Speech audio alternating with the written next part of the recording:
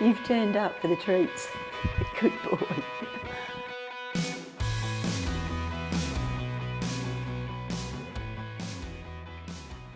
I want to talk about a really important concept, and that's the concept of promoting calm behaviour. But it's really important when we're promoting calm behaviour that we don't actually increase our dog's arousal or excitement levels. And so there's a trick to that, and I'll talk about that very shortly. But promoting calm behaviour is especially important when we're thinking about things like handling our dogs or having to search between their toes for a burr or something like that, or even tick search them, especially here in Australia where we have paralysis ticks and they're deadly. So it's important that our dogs and our puppies are comfortable with us handling them and able to inspect and examine different parts of their body when we need to, especially in potentially dangerous medical situations. Now, I wanted to talk about, just briefly, terminology that I hear used quite a lot, not just by humans with dogs, but also by dog trainers, and sometimes it gets used out of context. Words used to describe our dogs like shy or over threshold or reactive. Now those words don't really mean anything because it doesn't tell us anything about the behaviour sequence or the body language clues that our dogs or our puppies are telling us, which is an absolute reflection of their emotional state. And so just with respect to those sorts of words, just try not to use them. What I'd really love you all to do is to start observing your dogs, looking at your dogs, and looking for the body language clues that they're going to be telling you in everyday situations where you might need to handle them or inspect their toes or tick search them or take them to the vet for a veterinary examination. And those subtle clues I'd like you to look at and describe. Just tell it as you see it. Don't try to interpret anything or put embellishments on it. Just describe the behaviour sequence that your dog is doing. And we'll have a little bit of an example with Marco with an exercise very shortly. So the final thing I wanted to talk about with promoting calm behaviour when we're handling or wanting to handle our dogs, it's a really good idea if we actually choose a really good time of the day where our dogs are nice and relaxed and we're in a semi-lit room. We might be watching TV, everything's nice and quiet, and it's an expected time of the day when our dog realises that yes, this is the time that we're going to be settled and quiet. That's a good time to have some treats ready, and then just, you know, gently and slowly just for the first instance is just to reach out and just in gentle circles with the back of your hand, just down on your dog's chest area or the shoulder, just pet your dog and then stop.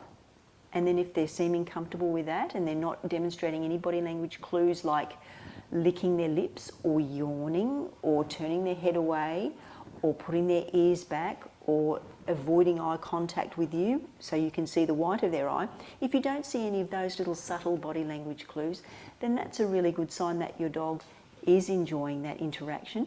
And then what I would do is I would just offer your dog a treat and reward them for that lovely calm behaviour.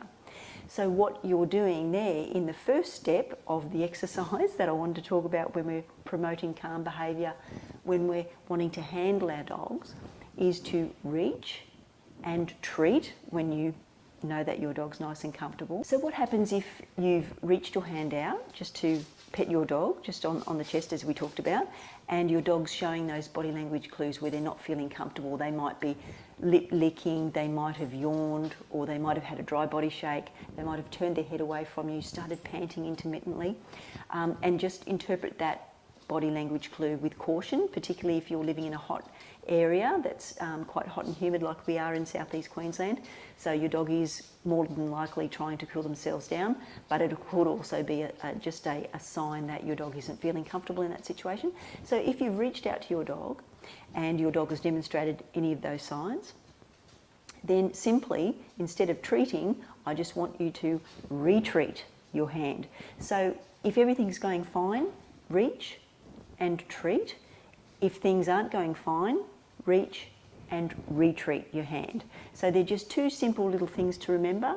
So you're either reaching, petting, interacting and treating your dog, or you're reaching out, your dog's not comfortable, so just calmly retreat your hand. Give your dog some space and then try again later. But it is important that we set our environment up to help our dog be successful in that situation. So you can imagine if we've got a nice quiet atmosphere that's in a semi-lit room, it's time to settle down for the evening, we're watching television, and our dog understands that that's the time of day when we're being nice and quiet and settled, then you're going to have a better chance of introducing gentle handling techniques like that into your dog's lifestyle. And then you can gradually include an extension of those basic handling techniques. You might just start with, as I mentioned, just stroking your dog on the chest and stopping and then treating them, or you might then move your hand around to their shoulder blades and just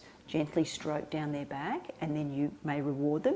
You might actually then want to stroke them on the chest, move around to their shoulder, and then just gently keep circling and extending your arm towards just the base of their ear, and then you may actually then begin to massage their ear, and then you can stop and reward your dog. So what you're doing is you're also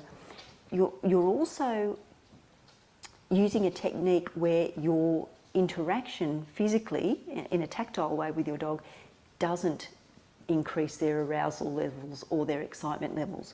And we're focusing on using our handling techniques in a more considered and thoughtful way, which is probably likened to a type of massage or just a palpation. So that is going to be more tolerable for your dog, but it's not going to be something that can be very, very frustrating for your dog, like rubbing your hands up and down their coat with your fingers, which can, especially for some dogs who do have itchy skin and sensitive skin, that can be quite frustrating and annoying and increase their arousal levels. So when we're considering the technique of the way that we're interacting with our dogs in a tactile way, that's also very important as well. But we might just have a little bit of an example with Marco. If he waddles back, and you might waddle back for some nice treats, mightn't you, Marco? And Marco is making his way back. It is hot today, Marco. But how about I'll just give him a little bit of a start cue and you can have some more chicken. So I'm just going to reach towards Marco. And Marco stepped back, so I'm just going to stop my hand and I'm just going to retreat. Because it is a hot day and he just might not want a hand in front of his face coming towards him because it's just hot and he's just trying to cool himself down. So these are the sorts of things I want you to look at. Is I'm looking at Marco saying, well, he's panting and it's hot here, but his ears are nice and neutral and he's just standing there looking at me with a nice soft eye, but everything else looks nice and relaxed, but he just might not want me to be interacting with him because it is hot. So I'm just going to, oh, that's good. Okay, Marco's come over towards me. I'm going to move my hand back to, now he's stepping away from me again. So he just clearly wants some space because it is quite hot and I don't blame him.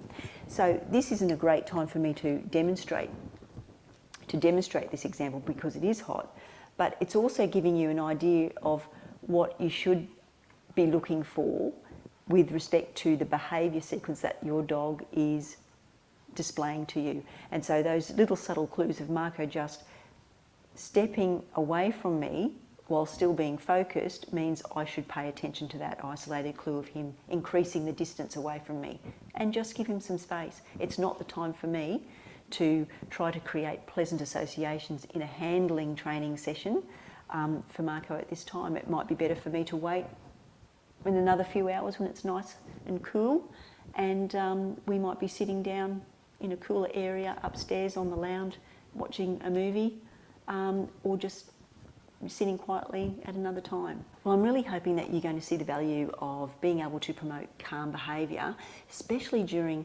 introducing handling techniques to your dogs and your puppies. And I'm hoping that you're going to be looking at real-world opportunities and maximising the environment and optimising the environment so you can help your puppies and your dogs succeed as much as possible when you're wanting to introduce gentle handling techniques. So that's about it from Marco and me, and we'll talk again soon.